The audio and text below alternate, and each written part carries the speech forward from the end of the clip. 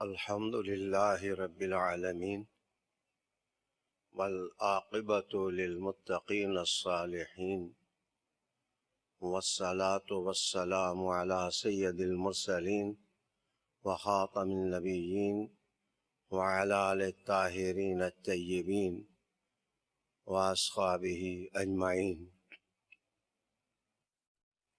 أما بعد، فأعوذ بالله من الشيطان الرجيم. بسم الله الرحمن الرحيم. إن الله وملائكته يصلون على النبي يا أيها الذين آمنوا صلوا عليه وسلموا تسليما. اللهم صل على محمد وعلى آل محمد وبارك وسلم صل علیہ. اللہ تعالیٰ کی مدد اور رسول کریم صلی اللہ علیہ وآلہ وسلم کی نظر کرم سے ہم قرآن حکیم، فرقان مجید،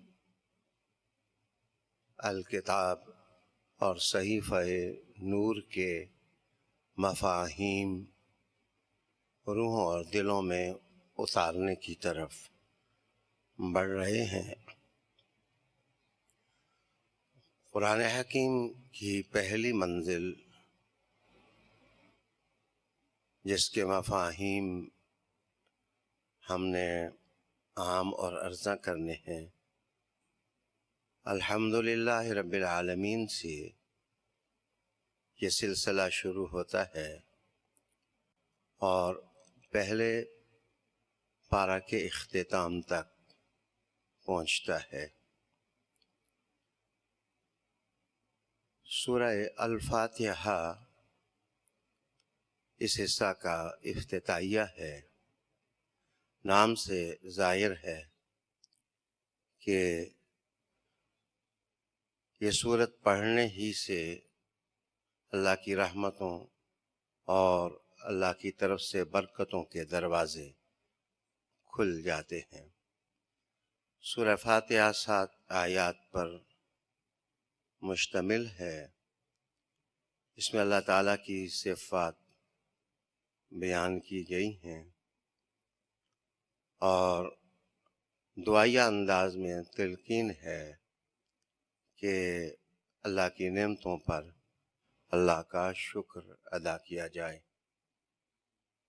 ربوبیت کی صفت قرآن مجید نے قاری قرآن کی روح تک پہنچائی. ربوبیت کا مطلب ہوتا ہے تبلیغ الشیء الی کمالہ، کسی چیز کو کمال تک پہنچانا، شیئن فشیئن، آہستہ آہستہ، بے استعداد الازلی، جتنی استعداد کسی کے اندر ہو. گویا قرآن حکیم اللہ کا کلام ہے جس سے صلاحیتیں نکھرتی ہیں اور انسان مقصود زندگی تک رسائی پاتا ہے. اس کے بعد اللہ کی صفات ہیں اس کا رحمان ہونا، اس کا رحیم اور مہربان ہونا، قیامت کے دن کا مالک ہونا، اور اس کے بعد انسانی زندگی کا مقصد اجاگر کیا جا رہا ہے کہ عبادت صرف ذوق کی نہیں، عبادت قافلہ انسانیت کی ضرورت ہے. اور گام گام انسان اس کائنات کے پالن ہار کی مدد کے بغیر چل نہیں سکتا. اس لیے دعائیہ اسلوب میں انسان اللہ تعالیٰ سے اللہ ہی کی مدد طلب کرتا ہے. اس کے بعد سیدھے راستے کی ضرورت اور اہمیت اور فضیلت بیان کی گئی. اسے اس سورت کا نزول رحمت عالم صلی اللہ علیہ وآلہ وسلم کے خوبصورت سینہ پر مدنی زندگی میں ہوا. چونکہ رحمت عالم کی مدینہ میں آمد سے مدینہ ایک ننھی سی نور کی بستی اور ریاست بن گیا جسے ایک دستور کی ضرورت تھی. تو سورہ البقرہ ایک دستور کی حیثیت سے قاری قرآن کے سامنے لایا گیا۔ اس میں وہ تمام باتیں اس صورت کا حصہ بنائی گئیں جو انسانی ضرورت ہو سکتی ہیں اور ایک ریاست کی ضرورت ہو سکتی ہیں۔ اس صورت کا آغاز الف لام میم سے ہوا۔ یہ حروف مقطعات کہلاتے ہیں۔ علامہ آلوسی نے ان پر لکھا کہ سر بین اللہ و رسولہ، یہ اللہ اور اس کے رسول کے درمیان راز کی باتیں ہیں۔ اس کے بعد کہا گیا کہ یہ ہدایت ہے تقوی داروں کے لیے۔ خیال گزرتا ہے کہ یہاں تقوی کا معنی انسان کی وہ صلاحیت ہے جس صلاحیت کے پیدا ہونے کے بعد وہ غلط راستوں سے بچ سکتا ہے اور اچھے راستے پر وہ چل سکتا ہے۔ قرآن حکیم کو کہا گیا کہ یہ لا ریب ضابطۂ حیات ہے، اور یہ جو لوگ برے راستوں سے بچنا چاہتے ہیں اور اچھی راہ چلنا چاہتے ہیں، ہدایت ہے ان لوگوں کے لیے۔ پھر 5 صفات بیان ہوئیں کہ ان لوگوں کی تعریف یہ ہے کہ یہ غیب پر ایمان رکھتے ہیں اور یہ نماز قائم کرتے ہیں، اور جو کچھ اللہ نے انہیں دیا ہے اللہ کی راہ میں وہ خرچ کرتے ہیں۔ پھر اس کے بعد رسول کریم صلی اللہ علیہ وسلم سے پہلے جتنے نبوت کے سلسلے تھے ان سب کے ساتھ قاری قرآن کو مربوط کر دیا جاتا ہے۔ پھر کامیابی کے لیے یقین کو شاہ کلید قرار دیا جاتا ہے، اور اس کے بعد وہ لوگ جو ڈہٹائی کا راستہ اختیار کرتے ہیں ان کی ڈہٹائی کا قرآن نقشہ کھینچتا ہے کہ آپ ان کو جتنا بھی ڈرائیں، ڈرانا نہ ڈرانا ان کے لیے برابر ہو گیا ہے۔ یہاں سے پہلے جو 2 رکوع ہیں ان میں منکرین کے بعد منافقین کی علامات بتائی گئی ہیں۔ قرآن مجید سے ہدایت کا سبق لینے والوں کے لیے یہ ابواب مطالعہ کے لیے انتہائی اہمیت کے حامل ہیں۔ ناظرین، سب سے پہلے جہاں منافقین کا تذکرہ قرآن مجید کرتا ہے تو ان کی شعوری ناکامی کا ذکر کرتا ہے۔ وَمِنَ النَّاسِ مَن يَقُولُ آمَنَّا سے لے کر يُخَادِعُونَ اللَّهَ وَالَّذِينَ آمَنُوا تک یہ کہا جاتا ہے کہ وما یشعرون، یہ لوگ شعور سے عاری لوگ ہیں۔ وہ آدمی جس کے دل میں منافقت آ جائے، مخادعت آ جائے، دھوکہ آ جائے، وہ کبھی کامیابی اور فلاح نہیں پا سکتا۔ اس کے بعد دوسری علامت قرآن مجید ان کی دلوں کی بیماری کا تذکرہ کر کے بیان کرتا ہے کہ فی قلوبہم مرض، ان کے دلوں میں بیماری ہے اور مرض ہے۔ یہ مرض سرطان سے بھی زیادہ گہرا اور نقصان دینے والا اور مہلک مرض ہے۔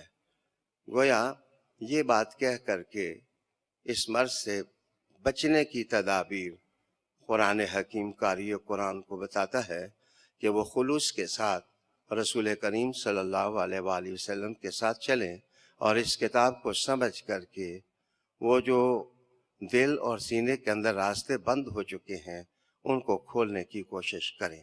اس کے بعد جو تیسری علامت ہے وہ فساد فی الارض ہے کہ منافق آدمی جس وقت منافقت کرتا ہے تو لا محالہ اس کا وجود تخریب اور فساد کا مصدر بن جاتا ہے۔ وہ جولنگا حیات میں زندگی گزارتے ہوئے کبھی بھی اچھے اور خوبصورت راستے کی جستجو نہیں کر سکتا۔ اس کے اندر نیگیٹیوٹی اور منفیت پیدا ہو جاتی ہے، فساد فساد فساد۔ مزے کی بات یہ ہے کہ قرآن حکیم یہ کہتا ہے کہ یہ لوگ اپنے آپ کو فسادی سمجھتے نہیں ہیں، یہ سمجھتے ہیں کہ ہم اصلاح کا کام کرنے والے ہیں۔ دنیا میں ہر فسادی اپنے آپ کو مصلح اعظم ہی تصور کرتا ہے۔ حاضرین ناظرین، اس کے بعد چوتھی علامت ان کی بتائی جاتی ہے وہ حماقت ہے اور بے وقوفی۔ منافقت جس وقت دل میں آتی ہے تو دماغ سے سوچ رخصت ہو جاتی ہے، شعور رخصت ہو جاتا ہے، عقل بانجھ ہو جاتی ہے، منطق ختم ہو جاتی ہے۔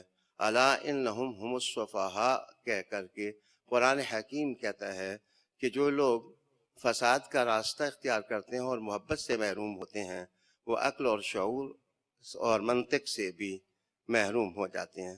اس کے بعد ان کی پانچویں نشانی قرآن حکیم یہ قرار دیتا ہے کہ یہ تمسخر اپنا شعار بنا لیتے ہیں۔ ہر اچھے آدمی، ہر مخلص آدمی، ہر خیر کے چشمے سے مذاق کرنا ان کی خو ہو جاتی ہے۔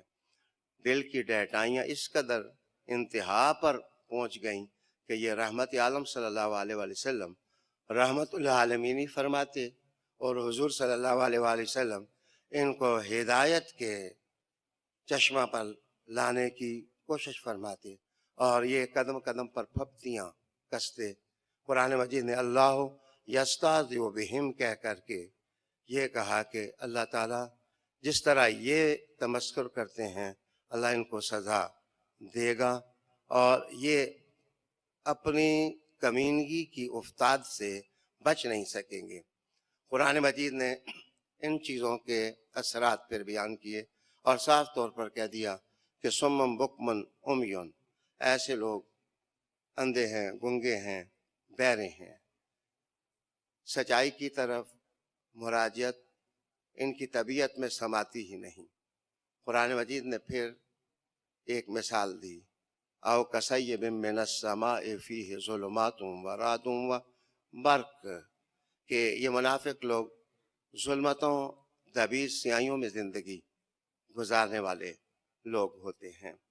یہ بے شک دیکھتے ہیں کہ کہیں گرج چمک اور کہیں بجلی سے ہدایت کے نشانات روشن ہوتے ہیں، لیکن یہ موندی ہوئی آنکھوں سے سچائیاں کبھی بھی نہیں دیکھ سکتے۔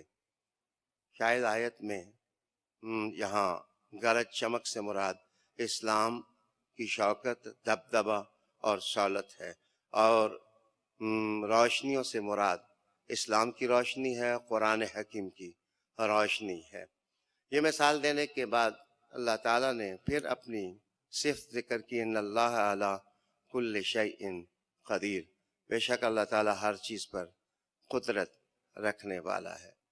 ناظرین، ان 3 رکوعوں کے بعد ایک سورہ فاتحہ اور 2 سورہ البقرہ کے رکوعات، اس کے بعد تیسرا سلسلہ شروع ہوتا ہے تو ایک دعوت کی آواز اللہ کی طرف سے قافلہ انسانیت کے نام آتی ہے اور انہیں مخاطب کیا جاتا ہے، یا ایھا الناس، اے لوگو۔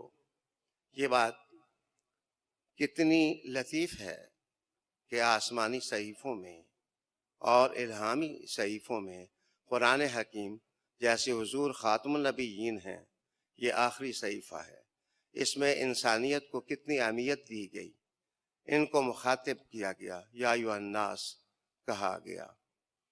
میں یہاں یہ کہہ سکتا ہوں کہ یہاں صاحبان عقل و منطق کو مخاطب قرآن حکیم نے کیا، چونکہ پچھلے رکوع میں کہا گیا تھا کہ سمم بکمن امیون، یہ گنگے ہیں، بہرے ہیں، اندھے ہیں۔ نفاق اور کفر اور انکار انسان سے یہ بنیادی جو صوتے اور سرچشمے ہوتے ہیں جن کے ذریعے انسان منزل تک رسائی حاصل کر سکتا ہے، ان سے وہ محروم ہو جاتا ہے۔ قرآن مجید نے کہا کہ اے انسانوں، اگر تم عقل اور میزان منطق سے محروم نہیں تو تمہیں ایک حکم دیا جائے کہ عبادت کرو اپنے پروردگار کی۔ یہاں عبادت کا عنوان لطیف پیرائے میں شروع کیا گیا۔ ناظرین، میں بتاتا چلوں کہ جو معبود مانا جاتا ہے وہ احسان کی وجہ سے مانا جاتا ہے، جو معبود مانا جاتا ہے وہ کمال کی وجہ سے مانا جاتا ہے، اور جو معبود مانا جاتا ہے وہ خوف، کسی سے ڈر کر کے اس کو معبود مانا جاتا ہے، اور جسے معبود مانا جاتا ہے ضروریات کی تکمیل کے لیے اس کی طرف نگاہیں اٹھتی ہیں۔ قرآن مجید برجستہ لا ریب طریقے کے ساتھ سمجھاتا ہے کہ کمال بھی اسی کو سزاوار ہے، احسانات سب بھی انسانیت پر اسی کے ہیں، اور ڈرنا بھی اسی سے چاہیے۔ پھر مطالعہ کائنات کی دعوت انسانوں کو دے دی جاتی ہے کہ دیکھو بارش کون برساتا ہے، آسمان سے گنگور گٹاؤں سے پانی کون نچوڑ کر کے تمہاری ضرورتوں کو پورا کرتا ہے۔ اے انسانوں بدبخت نہ بنو اور اللہ کے ساتھ کسی کو شریک نہ ٹھہراؤ۔ اس کے بعد قرآن مجید کا ایک دعویٰ شروع ہوتا ہے، وہ ہے وَإِن كُنتُمْ فِي رَيْبٍ مِّمَّا نَزَّلْنَا عَلَىٰ عَبْدِنَا، کہ اگر تم میرے محبوب کے دل پر جو کچھ اترا ہے اس میں تم شک میں پڑ گئے ہو تو اس قرآن کی ایک سورت جیسی سورت ہی بنا لاؤ، تم ہرگز یہ نہ کر سکو گے۔ اگر تم ایسا نہ کر سکو اور ہرگز تم نہ کر سکو گے تو پھر عقل رکھنے والوں کو بیدار کیا گیا کہ تم کسی غفلت کا شکار نہ ہو، تاخیر کا شکار نہ ہو، تعطل کا شکار نہ ہو، اللہ کی بندگی کو اپناؤ اور رسول کریم صلی اللہ علیہ وسلم کے سینے پر جو کتاب نازل ہوئی ہے اس کتاب خیر کی روشنیوں سے تم مستفید